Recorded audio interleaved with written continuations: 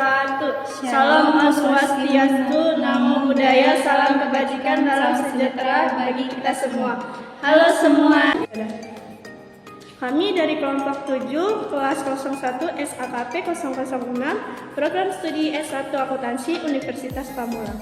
Kali ini kami akan membahas sesuatu yang menarik dari mata kuliah Matematika Ekonomi dan Bisnis yang dibimbing oleh Ibu Nelly Budiati, SPD, MPD. Topik kami adalah keseimbangan pasar akibat subsidi per unit. Dalam video ini, kami akan mengulas bagaimana subsidi dan pemerintah dapat mengubah keseimbangan harga dan jumlah barang di pasar, serta bagaimana dampaknya terhadap konsumen, produsen, dan perekonomian secara keseluruhan. Sebelumnya, perkenalkan kami dari anggota kelompok 7, saya Siska Febrianti. Saya Teresia. Saya Nandra. Perhatikan ya pembahasan dari kami. Yuk kita pelajari bersama bagaimana konsep ekonomi dan matematika berpadu dalam menciptakan keseimbangan pasar dan dinamis. Selamat menyaksikan. Baik teman-teman, setelah kita mengenal topik yang akan dibahas, sekarang mari kita masuk ke materi intinya, yaitu keseimbangan pasar akibat subsidi per unit.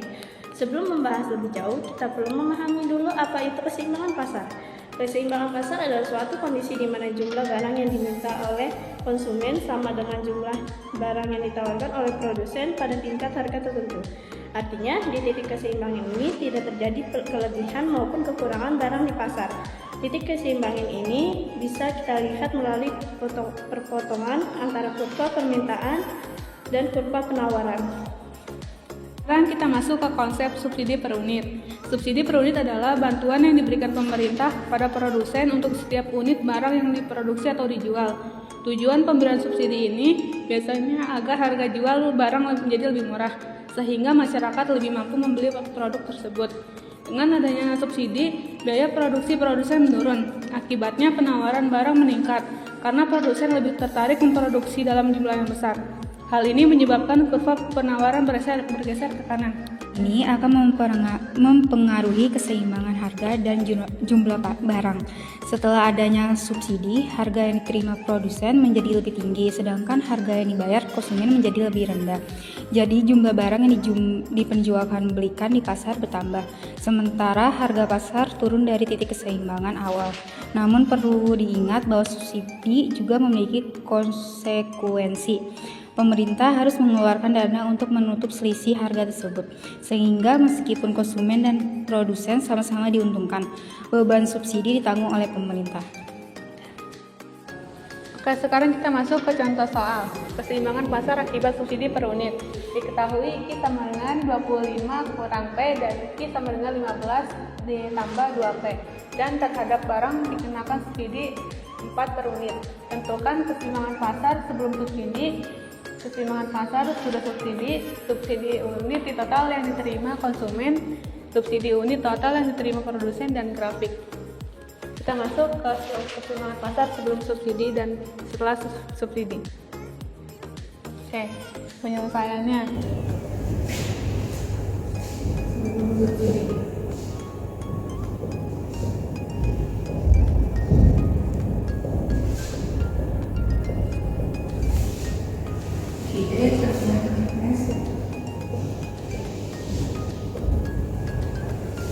Nah, ini idenya itu 25 kurang P.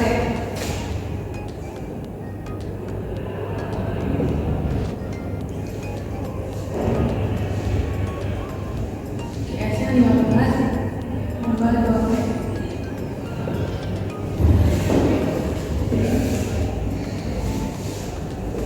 Nah, terus ini pilihannya.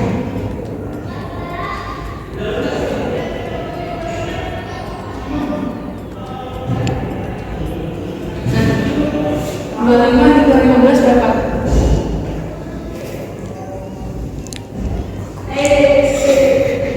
10. Ini berapa? 2P. 3P. Nah,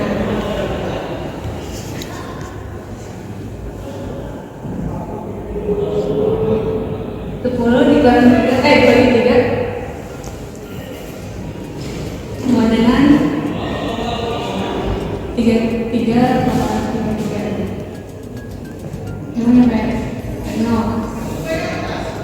Nah, nolnya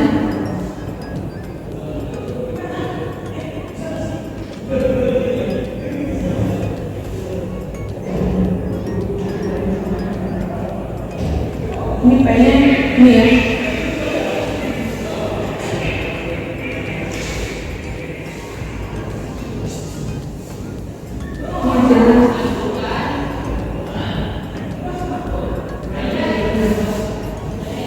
Ini jadi sebelum subsidi, harga sebelum subsidi dan keseimbangan pasar sebelum subsidi.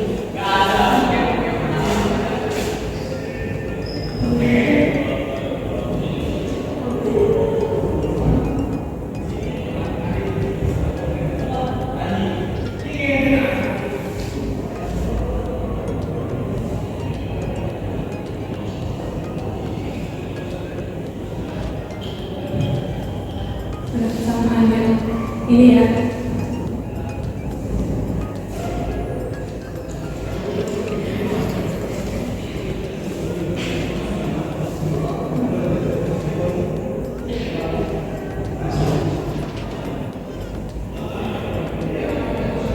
S-nya itu 4. Ini 15 kurang 4 berarti 11 sama 3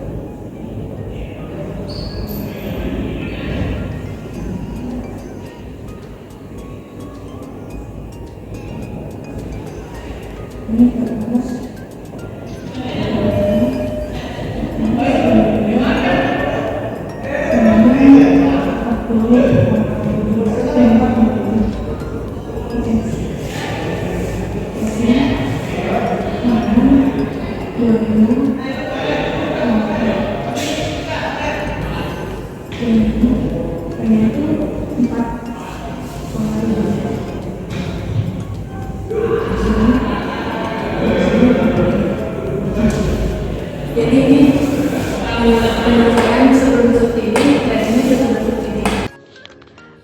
Saya akan menjelaskan C. Subsidi unit di total yang diterima konsumen. D. Subsidi unit di total yang diterima produsen.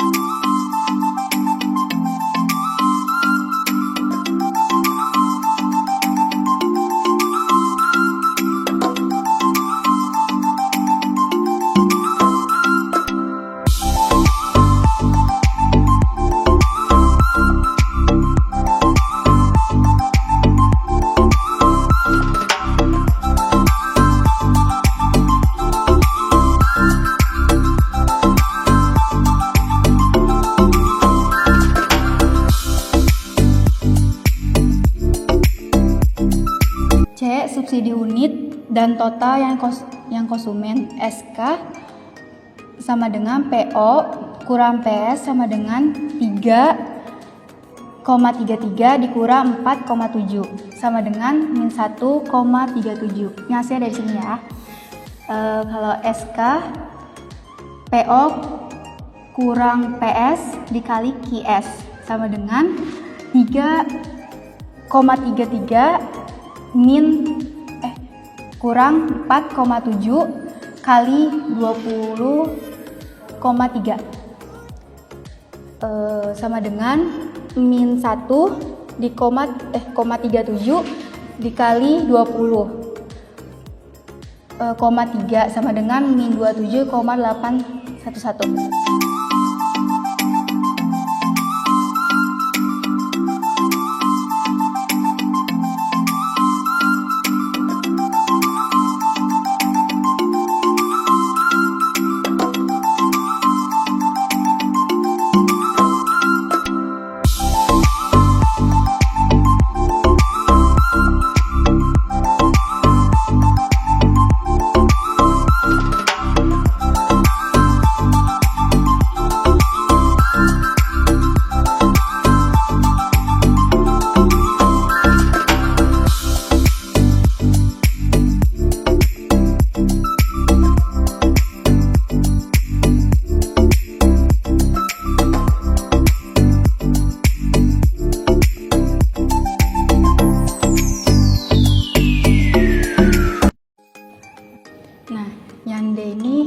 subsidi unit di total yang diterima produsen. SP sama dengan S kurang PO kurang PS sama dengan 4 kurang 3,33 dikurang 4,7. 4 dikurang 1 koma 37. Ini dapat dari sini. Ini totalnya sama dengan 3,37. Nah, SP S kurang PO kurang PS dikali QS 4 3,33 dikurang 4,7 dikali 20,3 4 dikurang min 1,37 kali 20,3 4 plus 27,811 sama dengan 31,811.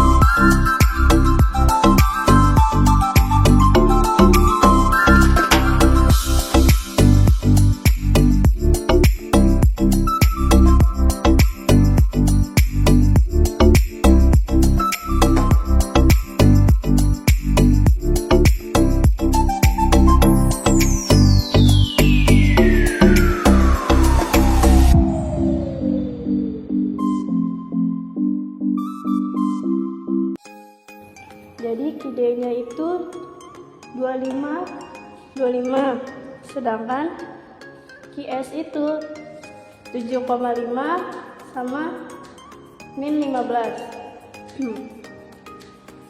Yang awal 11,66 ke 13,33. Yang baru 13,66 ke 11,33.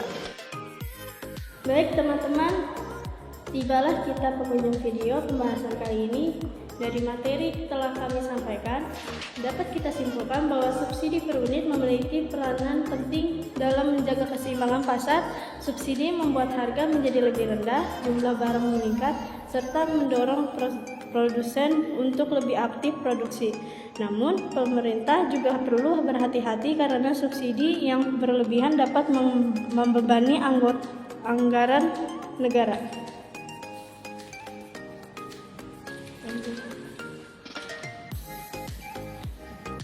Jadi dapat disimpulkan bahwa subsidi per unit dapat memberikan manfaat bagi konsumen dan produsen selama kebijakannya dijalankan secara efisien dan tepat sasaran. Dengan memahami konsep ini, kita dapat melihat bagaimana matematika ekonomi membantu menganalisis kebijakan pemerintah dalam dunia bisnis dan perekonomian.